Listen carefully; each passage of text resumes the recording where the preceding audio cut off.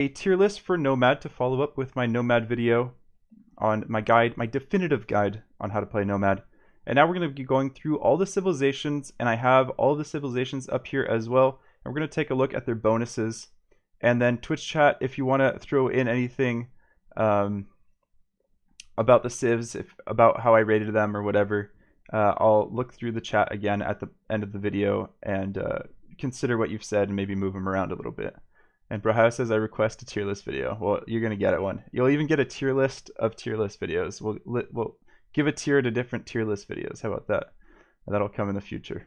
So yeah, we'll go through it. I'm going to try to keep it to 30 seconds per civilization so I don't have an hour-long tier list. So right off the bat, we have Aztecs. So let's take a look at Aztecs tech tree. Start the game with an Eagle Scout. Villagers carry extra resources. That's the big one. You're not starting with a Scout. Military units are created 18% faster. Start with 50 gold. It's okay.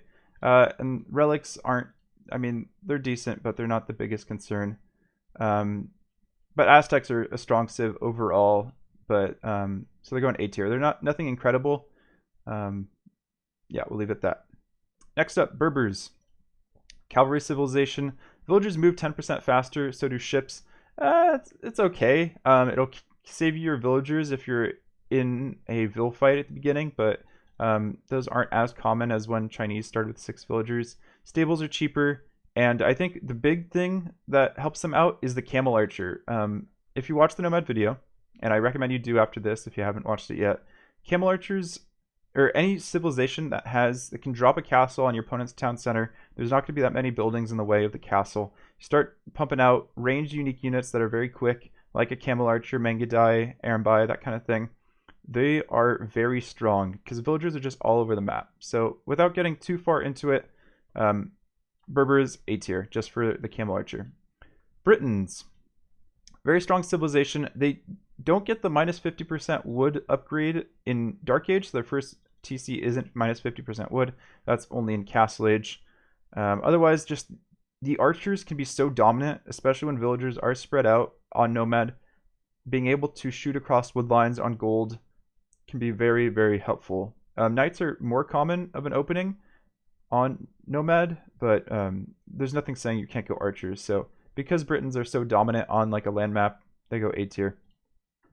Bulgarians. So Bulgarians don't have any great bonuses at the beginning of the match. The most impressive is just Krepost, and if you wanted to go for a Drush or long swords, but you know is potentially possible. There's a little bit more in terms of options that you can go for on Nomad. The militia line upgrade can help, and then the town center is minus 50% stone. I believe that's only a bonus once you come to Castle Age, but I'm not 100% sure there. So that extra 50% stone, I mean, I guess it allows you to drop a tower in defense, not having to go to more stone. It's not that great, not having to go to more stone for a town center once you get up to Castle Age. So yeah, they're B tier. Nothing special about them. But Krepos are great for controlling map control, so I'll put them there. Byzantines are next. Cheaper going up to Imperial Age. Fire ships fire 25% faster. Nothing really here is terrific. I mean, the building extra HP can be nice, and the Freetown Watch is nice, but it's not going to help your economy early game. Byzantines are C or D tier. I think they're D tier. They really don't have anything going for them on Nomad. And their knights aren't that strong. And I'll probably reconsider Bulgarians as well. Let's take a quick look at, where am I? How did I get to Arambai already? Oh, I forgot to put up Burmese. But Burmese, A tier, same reason. They get a free wood upgrade. I'm not sure if the free wood upgrade applies even if they don't have a lumber camp. But Arambai, same reason as Camel Archers, A tier. Celts. Let's jump to Celts. Lumberjacks work 25% faster. This can help you a lot in your early game, making sure you can afford those fishing ships a little bit faster. Herdables can be converted. I haven't seen that come into play too much on Nomad, but there are herdables kind of all over the place. And what else? Wood raiders can be nice. Castles and towers to control, map control can be nice. It's mainly the wood cutting bonus. So I'm going to put them in, I think I'm going to bring Bulgarians and Celts to C tier. It's just nothing too incredible about them.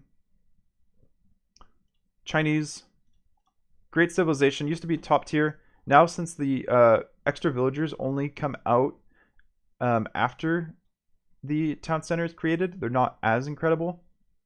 But they do support 10 population and have 5 line of sight. So you can see a few more resources around you after you drop that first town center. Tech's being cheaper, farms providing plus 45 food.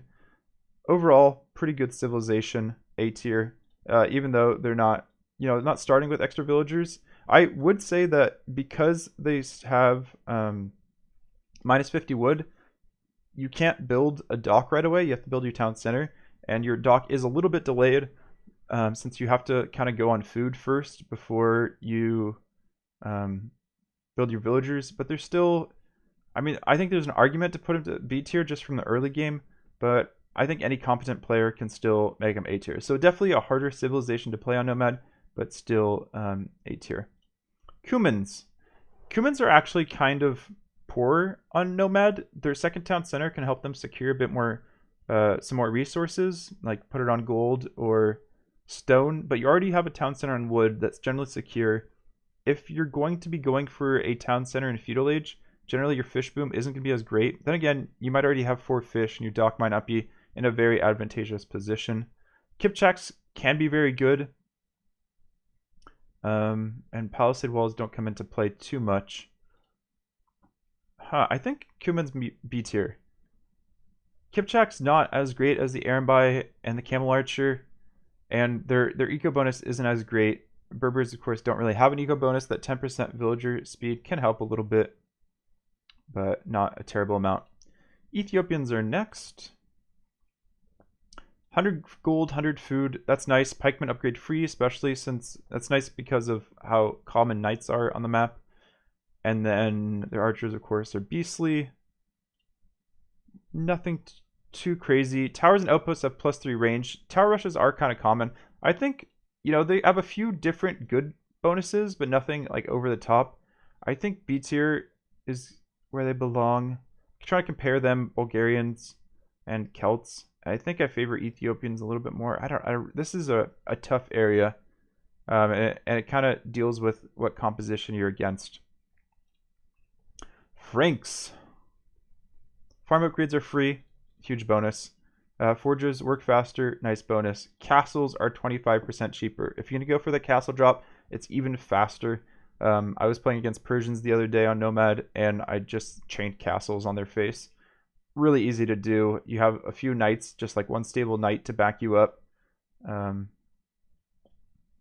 then the forger's working 25% faster. If you happen to have a town center next to a berry bush and a wood line, you can get up to feudal age quite quickly as well. Or at least, with a solid food count. Goths. So big change to the Goths recently is Loom is now free. So if they wanted to, actually, I don't know if that requires you to have a town center up, or if you get that immediately once the game starts. But it could be pretty good. Bro, your RAM, you must have 512. Am I dropping frames? Nope. I'm guessing you're just saying that because of how many tabs I have open. I don't have 512 gigabytes. I actually only have 8 gigabytes, so it's pretty low. It's just the Ethernet connection's helping me out big time right now. Back to the game, or to the tier list. So I think Loom free can be really good. If anything, it just gives you the +50 gold that Aztecs have. +10 population, that's not huge. Infantry being cheaper. Villagers can carry a bit more food. So if you were to go out, hunting deer, you only have to send 3 villagers instead of 4. That could be nice.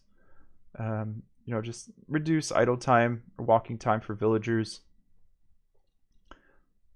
I think overall, Goths are good, but they don't have anything crazy helping them out. You can try to go for an infantry push in feudal age, but people probably expect that to happen. So I'm going to put them C tier. Oh, I forgot to put Franks. Franks are B tier. If you don't have stone, the castle push isn't going to be as great, and everything else is just pretty standard. Got Goths. Huns. Huns are actually kind of trash. The reason is they are starting with minus 100 wood, so they can't drop a dock at the same time that they're building their town center. The cheaper cavalry archer, not a huge play. Trebuchets, not a huge play. Stables, not a huge play. It's just that they don't need houses. So at the end of Dark Age, they're looking okay. And then their eco bonus really starts kicking in. But having your dock slower, you have to like send a villager after you build a town center to go build a dock. That's extra walking time, extra idle time when you'd rather be collecting food. And for that reason, Huns are D tier. So no F tier civs so far. Incas. The free llama can be really nice. It ensures you always have food under your town center, regardless of where you place it at the start of the match. Houses support 10 population. Have to build half as many houses. Means you can build a lot more fishing ships or be able to afford them a lot quicker. Free blacksmith upgrades on your villagers. And buildings cost minus 15% stone. So that means you can afford both a tower, if you want to tower your opponent's wood line next to their town center, and a another town center in feudal age without having to collect any more stone. And we'll just ignore that this exists.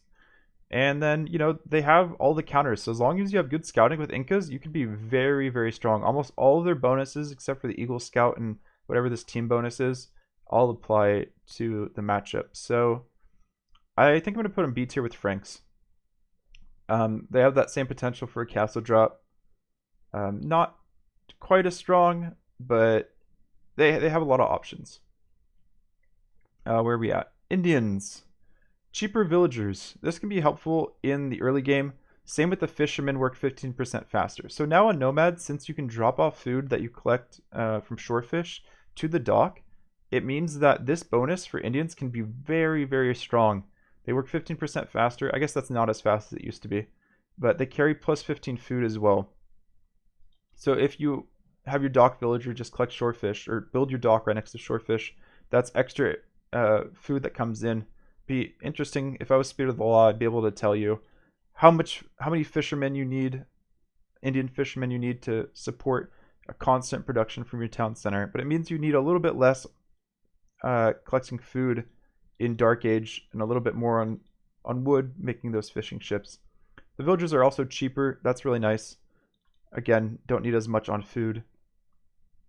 And then if you want to go camels, you can destroy your an opponent's buildings pretty quickly. So I'm going to put them... I haven't tested it enough. I think... Did I put them A tier? I think B tier. You know, yeah, this feels solid. Let's keep moving along. Italians. Some people think Italians are really great with the cheaper fishing ships. I don't think it's that much of a bonus. 15% cheaper. So what are they, like 60 wood, roughly? So you're saving 15 wood. Let's just say you're saving 15 wood per fishing ship. That's being very generous. If you're making 4 fishing ships in feudal age, that's like, what, 60 wood? That's not crazy good. It's not like game breaking or anything. And that 60 wood is you're only applying at the end of feudal age. I just don't see it as that much of a bonus. I mean, it's decent, but it's not A tier just because of that bonus. Advancing to the next age, I think, is actually a bigger bonus for them. Otherwise, they don't really have anything helping the early game. I'm dropping them in C tier. Also, don't get help. It's hard to get to Genoese crossbow. That's why they're not great on Arabia either. Yeah, they're still better than Byzantines. Japanese. These guys can be pretty good because their mills, lumber camp and mining camps are 50% cheaper. That means you're only spending 50 wood instead of 100. Feudal ships work faster. Or fishing ships work 5% faster. That can be really nice. And of course, they're tanky. Super tanky. And galleys have further line of sight. It's not going to help you too much. Generally, fires are standard meta. So Japanese, I think I'm going to put A tier as well. Is their eco bonus strong enough? Is their eco bonus strong enough to be A tier, or is it just B tier? If I think later in the game, they're not as flexible as the other civs. Yeah, I think I put it B tier. It's not crazy good. This is a lot better than when I tried to do this video a while back, and I just kind of Titanicked. I was also really tired, so it took forever. Alright, so Khmer. A lot of these bonuses help a lot on a closed map, like no buildings required if you want a fast castle. You're not going to be going battle elephants very often. I guess you could if you want to just destroy buildings. And you're going to be farming next to your town center for the most part. Garrisoning in houses can be neat. It's not going to get you up any faster. So I think I'm going to put Khmer C tier or B tier. I mean, their late game's better, but they're not as good as Japanese. I think I put them C tier. They just can't really... I guess they can get up a little bit faster if they don't want to build a lumber camp. You're saving 100 wood there, but you still need one eventually. And you can open to knights. Yeah,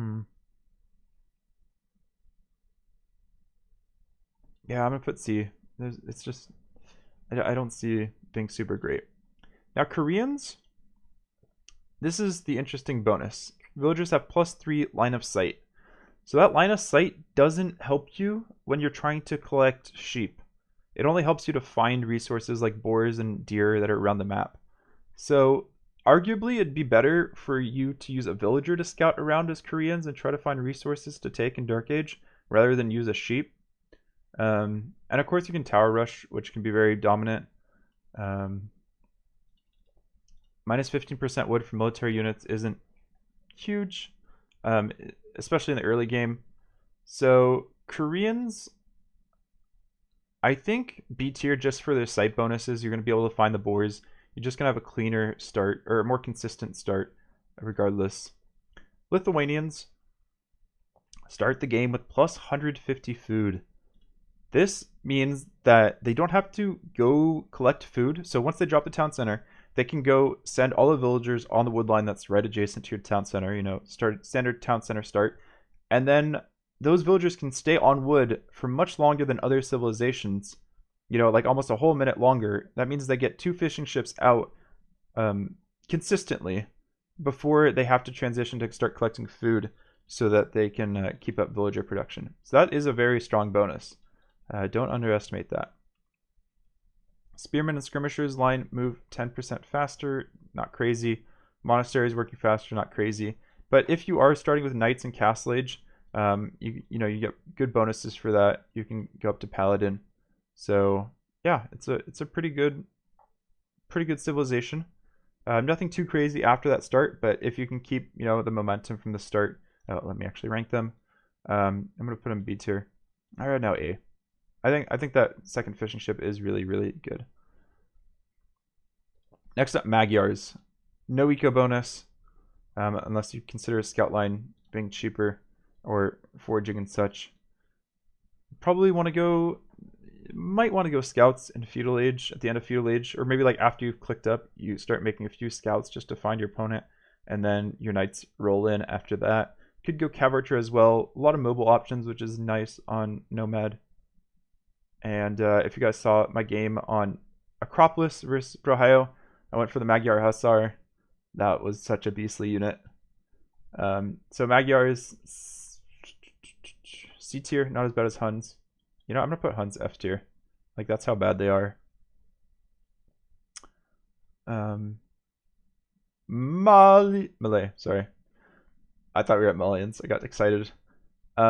Malay are you? I'm gonna reference Malay when they're not broken, as they currently are. So advancing 80% faster, that is good on water maps. It allows you to have your fire ships out faster than your opponent, assuming you guys click up at the same time. Fish traps aren't going to be huge unless you win water, and then your opponent can always redock and try to contest water later. You could go for Battle Elephant Rush, I guess. That has potential. Double line of sight is great to immediately find what fish you want to collect if the deep fish isn't immediately in the line of sight of your docks. Nothing too crazy other than that. It's not really an economy bonus to go up faster. It just allows you to have more vills produced, but it's not as early of an economy bonus as other civilizations. I'm gonna put them in C tier. I think Celt is probably the most likely to bump up to B tier, but we'll have to wait and see for that. Malians. Buildings cost minus 15% wood except farms. This means that you can build your town center, a house, a dock, and your first fishing ship before collecting any additional resources. That on their own makes them S tier. Barrack units have plus pierce armor, gold mining is free, universities research faster. Overall, just solid civilization, best civilization in the game, easy. And they got Farimba. Yeah, Malians, S tier. Let's go. Persians were S tier before this got knocked down, so that they don't have the faster working docks and town centers in Dark Age. They don't have quite as much wood and food, or it doesn't. The bonus isn't as great as what Malians get, but they still are S tier. Did I skip some? Looks like I skipped some. Yeah, I went straight to Persians. I'm not sure why I did that. Mayans. There we go. Plus 1 villager, minus 50 food. This villager, of course, is only popping out of the town center once it gets created. You don't start with 4 villagers to roam around the map. Resources last 15% longer. This is okay. I mean, it's definitely a strong bonus, but it's not any stronger on Nomad than on another map. Foot archers are cheaper, so you're generally going to be opening archers. Eagles are just too slow to open. I mean, I guess you are going castle. The really strong part about Mayans is the plume archer. Another range, fast, unique unit. And that's, you know, overall, they're still A tier, just like on most maps. Mongols. No crazy start bonus except for the hunters working 40% faster. That is pretty good. And then you don't have scouts, so you can't use this bonus for the +2 line of sight. But of course, Mangudai, just having that Mangudai start, just like Berbers and our other ranged unique units, A tier automatically. Next up, we have Portuguese.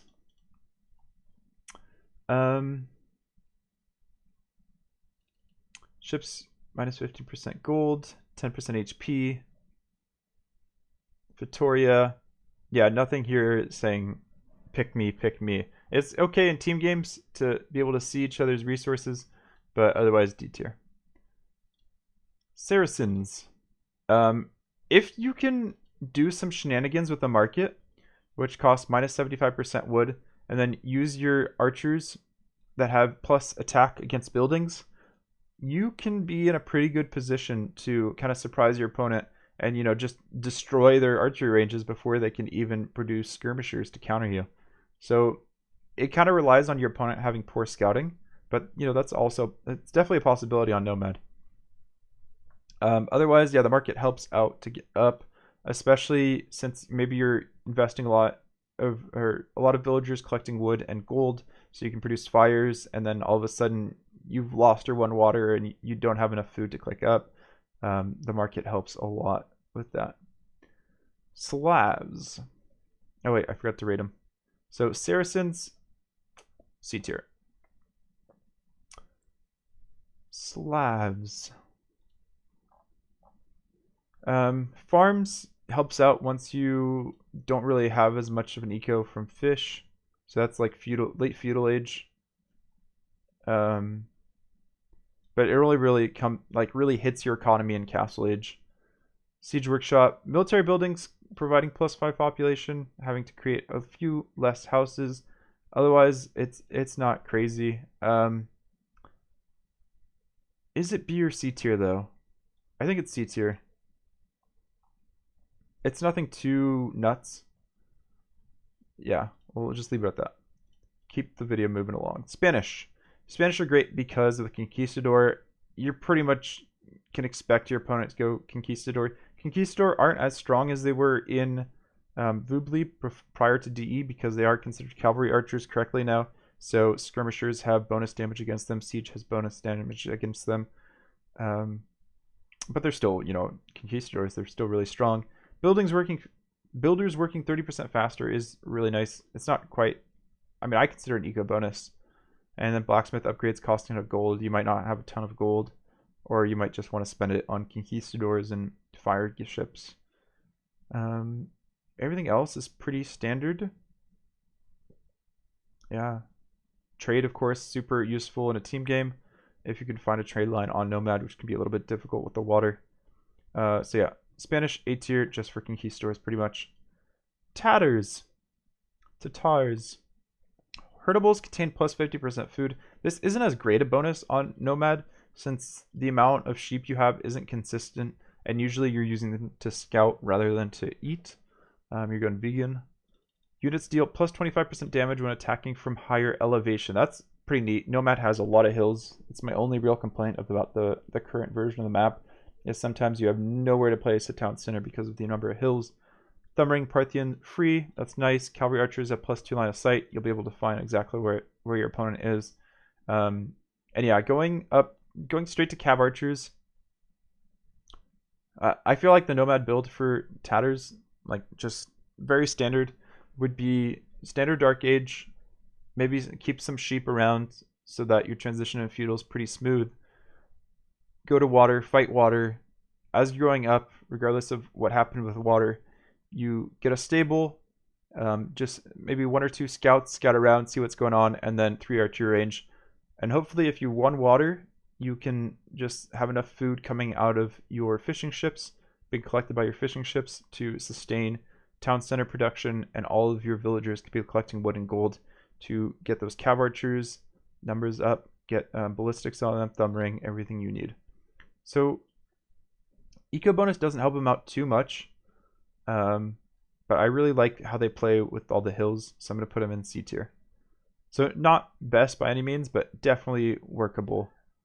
I don't want you guys to think C tier civs aren't viable at all. That's more like D and F tiers that you're going to have a hard time with. Next up, Teutons. There we go. Monks doesn't matter. Towers can matter. Tower rush is a somewhat common strategy. Farms 40% cheaper. That's a really neat bonus. Barrack and stable units receive +1 melee armor in castle and +1 imperial. So that's a nice bonus, but it doesn't help them too much early game. Town centers garrisoning doesn't help too much. So yeah, Teutons, I'm putting in D tier. Nothing great. Maybe I'm just salty because I lost with them on Arabia or Arena right now. But yeah, I'm not a huge fan. Turks, I think, are going the same way as the Teutons. Gold miners work faster. That can help a little bit if you only send 3 to gold and you're just trying to pump out fires. Light cav and hussar upgrades are free if you want to go light cav from feudal age all the way up to imp. And then generally you need a castle somewhere, but they're not as great as those other ranged unique unit. So I think there's an argument for C tier, but I don't like how they play without any trash units, so D tier. Vietnamese. So their big bonus for eco is that economy upgrades cost no wood. So that's what do you call it? Double bit axe, horse collar, bow saw. All those eco upgrades aren't costing you any wood, so you can spend that wood on buildings, on archers, on fishing ships, on fires, all of that. So it's a decent eco upgrade. Revealing enemy position is also really nice because you don't have to spend as much of your time scouting with sheep to find where your opponent is. You can immediately figure out what they're doing if you just send 1 unit over there. You know exactly where they are. Don't have to be scouting around the base to figure out what's going on. I really like that bonus for Nomad. And I mean, I guess you could go try to lame their animals as well. Steal their boar. Like if you were actually right next to each other, you could figure out, okay, what boars do I need to take really early so my opponent doesn't take them. That could be a nice bonus as well. Nothing crazy though, so I'm gonna put them in B tier. Yeah, it's similar to Koreans, I guess. And then our last civilization, hopefully this video isn't too long, is Vikings. biggest bonus for them is docks are 15% cheaper. So their first fishing ship will come out a little bit sooner because they haven't spent so much wood on the dock. Wheelbarrow and handcart free is a crazy good eco bonus, maybe the best in the game, but of course it only takes place in Feudal Age, and Dark Age start is really important on Nomad. And then these two bonuses aren't super impressive. Longboats can be really nice to control water, but coming to Castle Age, water is going to matter less and less. But I guess you should be able to consistently control water, even if you don't control water and you're dropping a bunch of TCs instead of fishing ships. Wheelbarrow and handcart can work. So I guess you have two different plays there. So last, I guess I'll put Vikings. Am I putting B tier? Yeah, I'm putting Celts B tier as well. It's bothered me that they've been there the whole time. The wood chopping bonus is really good, and they don't have all the counters, but I think they're a little bit harder to play because of the transition. But I still think their eco bonus puts them in B tier. So yeah, what's up, Little Mundo? If you guys have any thoughts about this tier list, let me know now. Otherwise, I think I'm gonna save. I actually don't know what happens when I click save. Probably just saves a file. And then we can say thanks for Trirem for building this this tier maker with all the civilization icons in it. So yeah, I really want you guys to try out new civilizations on Nomad. So like Burmese, Lithuanians probably is the most underrated, so to speak, just mainly because people don't really think about the plus 150 food. And maybe Koreans, because no one really thinks of the +3 line of sight on the villagers. But yeah, this is my tier list. Next one will be on Hideout, since I just put out my definitive guide to Hideout. So yeah, just subscribe if you want to be notified when that comes out. Let me know in the comments what you think of this tier list, if you have any suggestions. And of course, you can go to the link. I'll make sure the link's in the description if you want to make your own tier list. See you in the next one.